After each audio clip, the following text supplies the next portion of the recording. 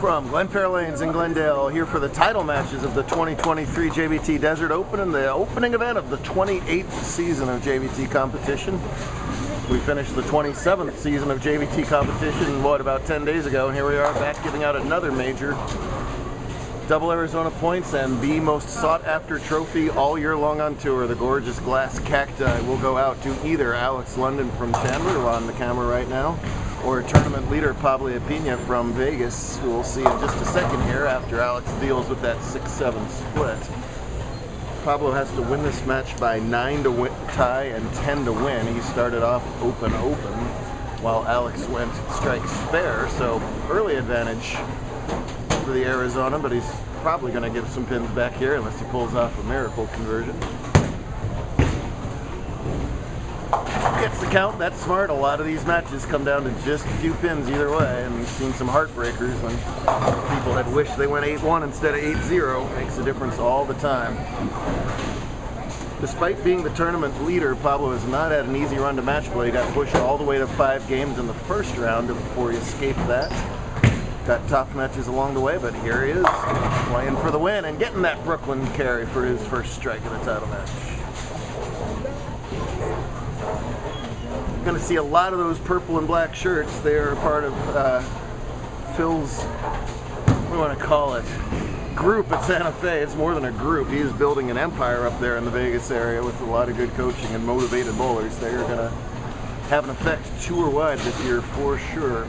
Pablo trying to break through for his first win after just bowling once or twice this last season. He'll take back-to-back Brooklyns. Who cares? As long as there's an X on the screen, that's good enough for everybody. Big turnout. 109 players started yesterday. 16 made match play. 3 out of 5 in the first round. 2 out of 3 in single games. Scratch still in their single games, as it is Sargento, Bivens, Padilla, and Keller still playing over there. Tough lane pattern. 3 patterns throughout the weekend. This is what they bowled on Saturday morning, Alcatraz. It is medium length and flat. It's nasty. This is an interesting surface here at Glenfair, so that makes it nastier. This is the pattern that Cesar, as the top scratch seed, chose to bowl the match play on. The other choices were a pretty easy pattern that we used Saturday afternoon, and then something really short. Short plays really hard here at Glenfair. I think the whole field was happy that Cesar did not choose to bowl on the short. Instead this. 7 out, so back-to-back opens for London makes, well, pretty much reversed his course here as Ypina countered with that double. Still early on, 5th frame coming up. Giant thanks to Jason Lucero, his whole team here at Glenfair for having us. They basically unlock their bowling alley and say, here, have it for a weekend. That's super gracious of them. We appreciate all that. Quick week off for an adult event out in Albuquerque next week, and Pac Northwest opens up in Seattle in 2 weeks. Followed by Mojave, followed by Los Angeles, followed by Mountain, New Mexico Open in late September. Oh, back-to-back opens, 3 in a row for London. Tough middle stretch. He's been up and down. He had a couple games under 100. His last game under 100 was a win over Evelyn Belay. In the final game, those 2 bowlers looked like they were just going to faint on the lanes. Came back and won his semifinal match over Susan Meinhardt, while Pablo Alex Casting family. I know it's casting. Tougher spare now for right-handers. Tend to chop something in this spot. You just gotta pretend you're throwing a strike. A lot of people were pretending on their strike ball this weekend. They were flat out tough. Nicely done there at the spare. Not an easy one. First conversion of the spares for Pablo in his game in the 5th. At least 600 for first. Probably going to be more than that once we count it all up. In addition to that, whoever wins this match gets 25 raffle tickets at every JBT this season and 5 brackets at JBT this season. One of those those raffle tickets happens to turn into a Powerball win, you could literally be talking winning thousands of dollars for winning this tournament. Plus, you can eBay that cactus if you really wanted to. I hope they don't. You know that our final four is 2 ACU and 2 ACU. We did, the collegiate showdown over there. And there's an ACU and an ACU going to the finals. There you go. Absolutely.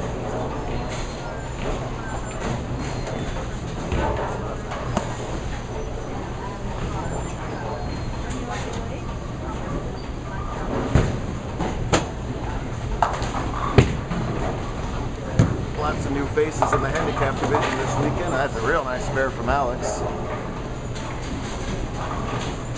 Great to see the new faces. We only saw Alex once or twice last year. This is Abigail's little brother, if you didn't piece together that last name, London. Poor Abby just barely missed the cut. Went and had a couple tequilas and came back out and started to cheer on little bro as he rebounds with the strike in the 7th. Wow. So you're Grant. Grant gets a thumbs down. Brock gets a thumbs up. They're all happy because they're making the top 4 halfway to the Arizona Invitational here in August. Ypina working on a strike. We'll love the double there, but leaves makeable.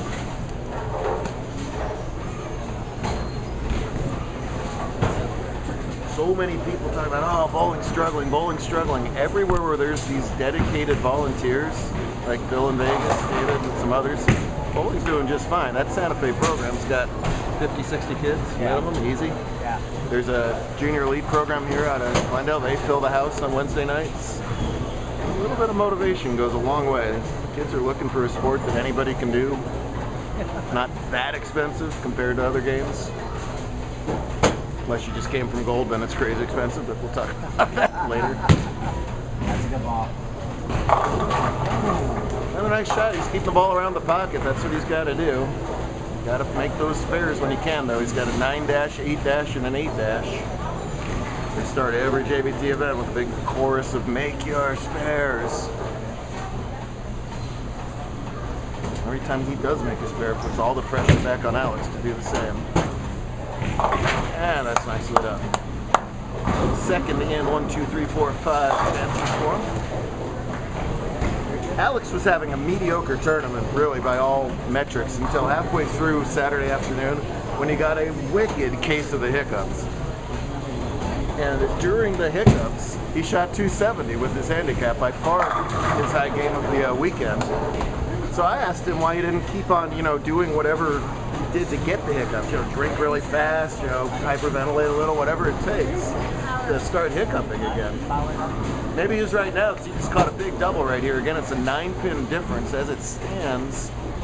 That's London getting the 9, and he leads by 3 on the scoreboard as it is right now. So a 12-pin lead, but that's going way left, right? Sure is, and that's bad because he loses a ton of count there. 3 on a double, and of course the difficult spare as well. We're going to 5 and 6 survivors in scratch.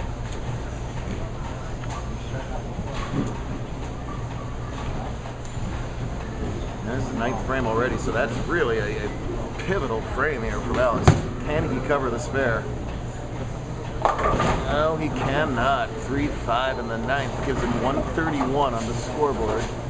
Now gives Pablo a theoretical 18-pin lead, again giving him 9 back. So this game is within a mark. Alex's 9th frame was not so good. Pablo's got his big chance, spare working in his 9th frame. JBT Major on the line. Good ball. Dad liked it off his hand. He was right. That was dead flush perfect. Big shot in the 9th for him. Now controls his own destiny here. The best London can do is 161 plus those 9 for 170. Ypina strike, spare strike for 169. So a strike will shut him out. Anything less than a strike, London can win, but Pablo can make it really hard on him with just the mark here at the 10th. Cell phones that come out. Cactus is within reach. Here's his 10th. Doesn't get the strike, so we're not over yet. That's okay. Spare puts maximum pressure on his opponent here.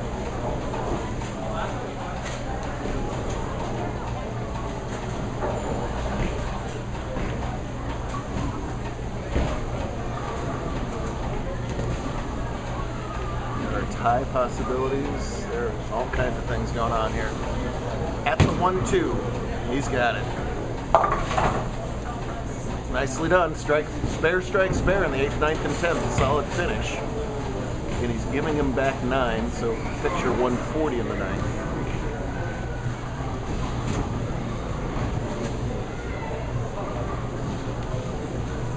Strike and the fill, I think, makes Alex get 29 in the 10th, which will be a very tall task. So I said just getting that mark was important. Let's see how he fills it up here. Get it. 9 for a very credible 168. He's giving 9 of those back for 159. To swipe away the cactus from Vegas, Alex London needs 29 tips. That is a tall order. Here we go. It's going to hit the head pin. No, he's not. That seals it. I don't think saguaros actually grow as far north as the Vegas Valley, but there's one. It's going to be in there in about 6 hours.